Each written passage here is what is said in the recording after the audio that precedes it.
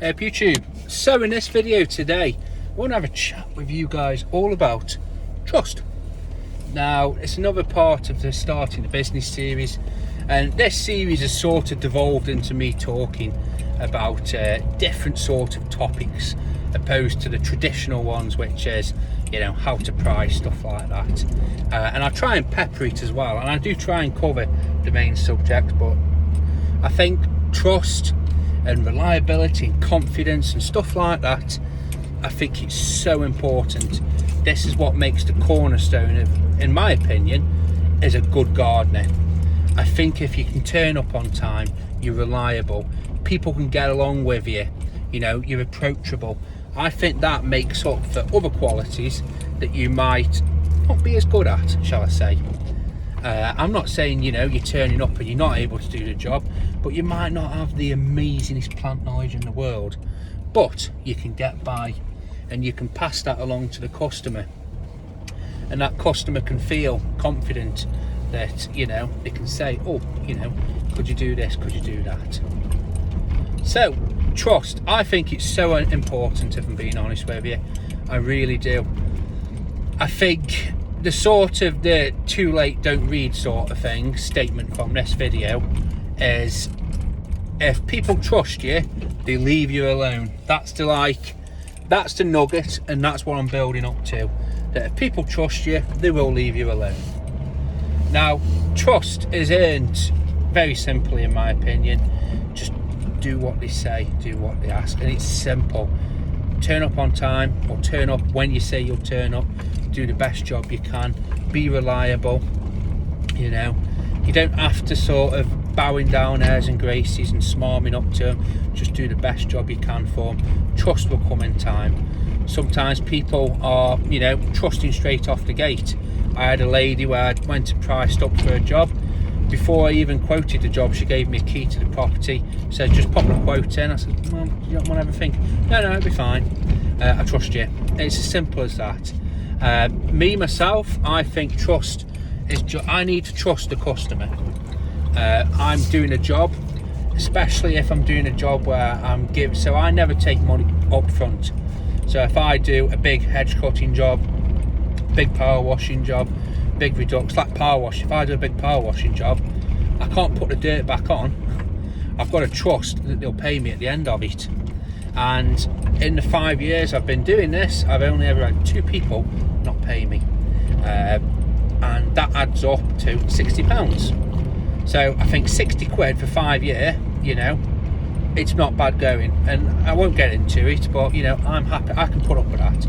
But I need to trust the customer, and the customer needs to trust me.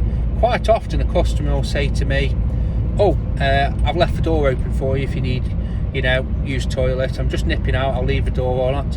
My personal response to that is just lock up. I says, get your property secure. I says, because you never know, I might shoot off early, something might come up. I says, I don't want your property unattended. And that's it, I nip it in the bud like that. It's not that I don't trust myself, it's just, well, I don't know his family. You know, I could turn around and it could be, you know, a bloke rooting through the drawers, and I could, you know, I don't know if that's his brother or his partner, or, you know, and, you know, I don't want to be in that situation, and heaven help me, I don't want to be in that situation, that if something did happen, you know, and he says, oh, well, we went out and something happened, you know, I don't want to be put in that situation, even if it's perfectly innocent.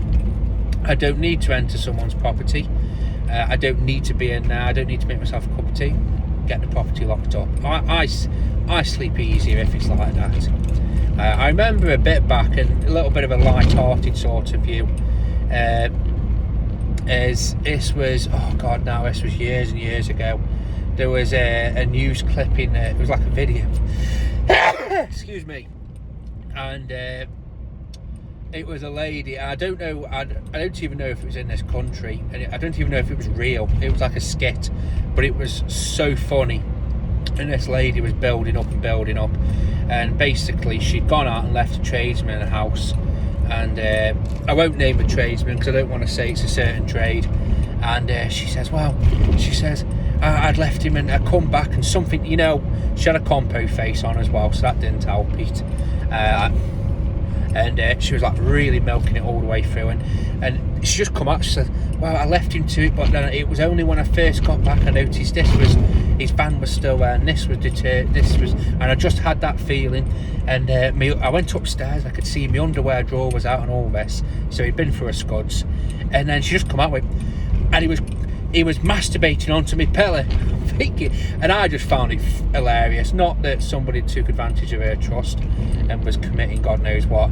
It was just how she said it, that she'd left this tradie in her house and come back to and cracking one off on a pillow. I just found it thingy, just hilarious basically. It was just how she come out with it, so knee-jerk like that. But as I said, I don't want to be put in that situation. It's not that I don't trust myself, it's just lock the place up. I don't need to go in there. It's the same now as I don't take on any work where I have to go through people's property. It's a minefield. What happens if you scratch something? What happens if you drop something? What happens if you stain something? I don't want it at all. I had it so I'll tell you some of the things I've had with customers in the past, but I'll finish the sort of analogy. Trust is two-way. Trust is built up over time. I've had it with a customer where they overpaid me. I told you about this a bit back. Overpaid me by quite a lot of money, a couple of grand, and I notified her as soon as possible. Some people I was talking to were like, oh, you could have kept that, they want to know. It's their fault, she's overpaid you. Well, it doesn't matter. I wouldn't like to overpay someone and they, say, oh no, you've paid it me, fuck you, basically. I don't want that. I don't want to have that thing in my head when I'm thinking, because you just feel like you've been taken advantage of. Maybe I'm naive. I think we should live in a world where if mistakes happen, they get sorted amicably. If I overpay someone, they pay me back, just the same as that I would, for being honest with you. So, as I said, and for her, she trusts me even more now, or she trusts me now, because I let her know and the situation was resolved. Same with customer the other day. So I work for this customer. He's an elderly bloke.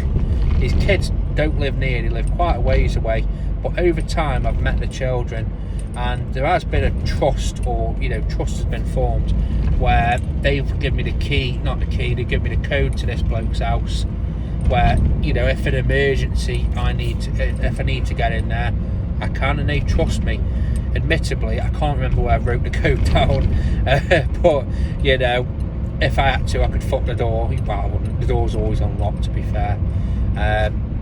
But you know what I mean? They build the trust, and they show the trust by that. And I was there the other day, actually, and he was counting the money out. I did the lawn for him, 50 quid, and he took two £20 notes out and a £10 note, and he counted each one, 20, 40. I don't think his vision's very good, so he's really looking at the notes, and he made a point of counting it out, and I could see one of the notes was stuck together, so there was actually three £20 notes and a £10 note, so there was £70 there. And I said to the chap, I peeled them apart and I gave him back the £20 note, and he says, oh no, that's right. I said, no, it isn't. So I put the money back on the table, and I said, Luke, here's my 50 and here's your 20 change. I said, you give me too much. But the husband of the daughter was sitting there, and he watched it all. Now, I could, anybody else, I'm not saying anybody, but I could not have watched him. I could just pick the money up and went, and maybe he picked up on that, maybe he didn't. But by me showing, if I would have done that, I would have given the money back.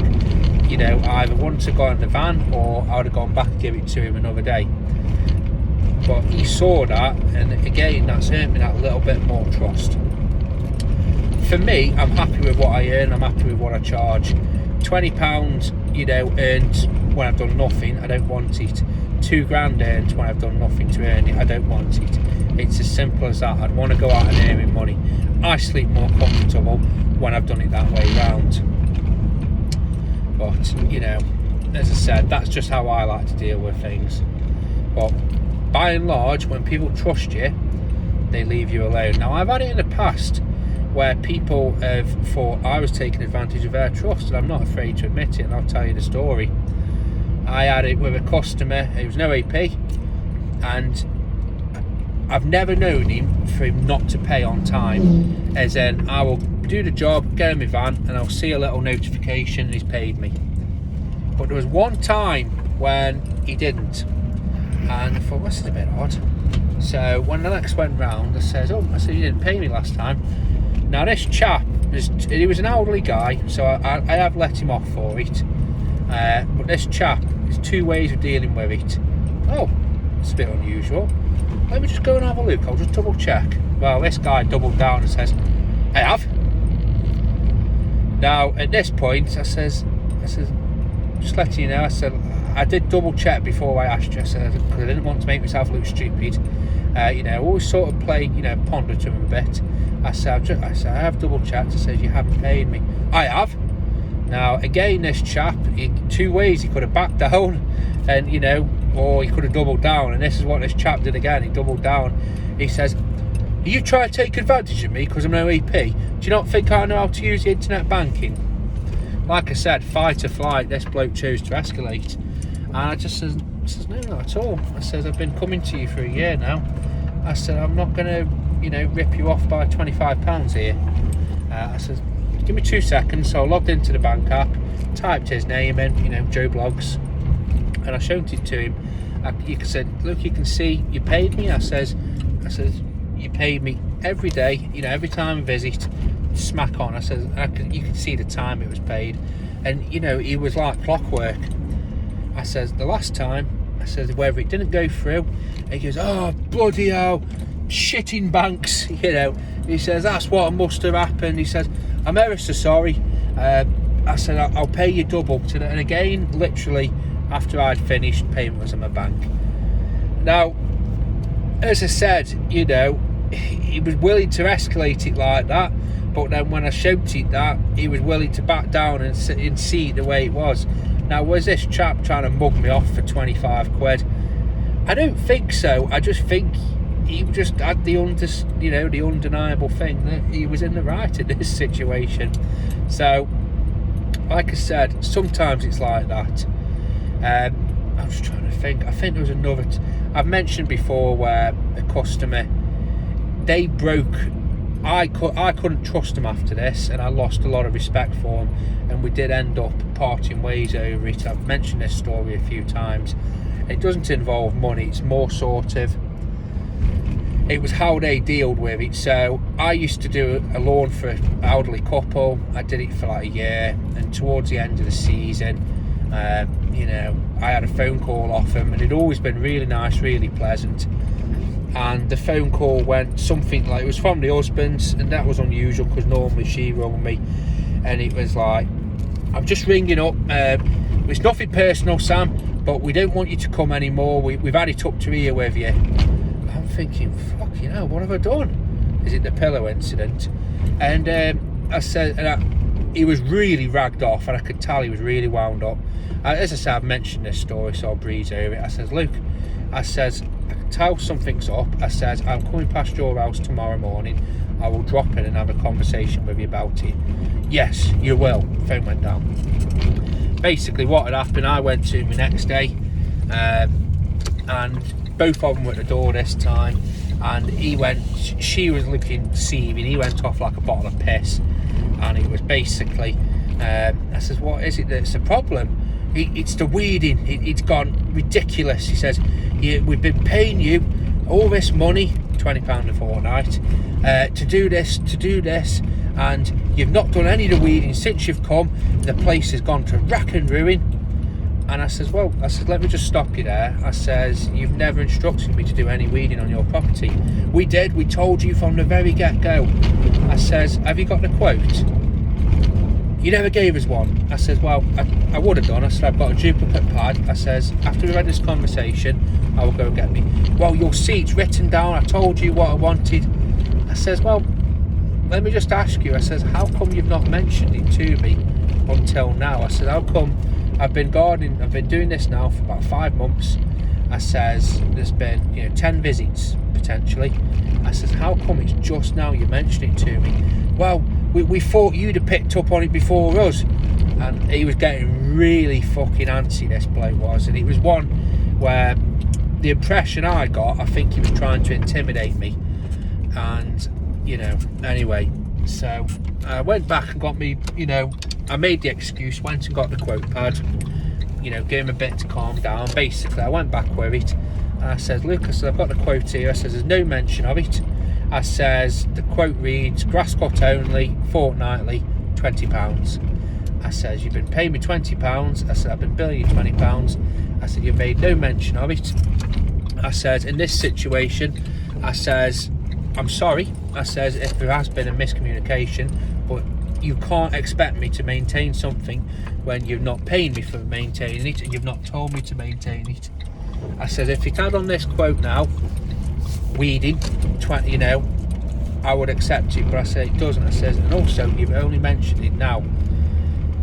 He goes, you writ it down, I'll go and get the quote. So he could find the quote. He went and got the quote, same as mine. So he didn't have a leg to stand on. As I said, genuinely, if he'd have mentioned it, and he says, this was the best bit, he says, well, what are you going to do to put it right?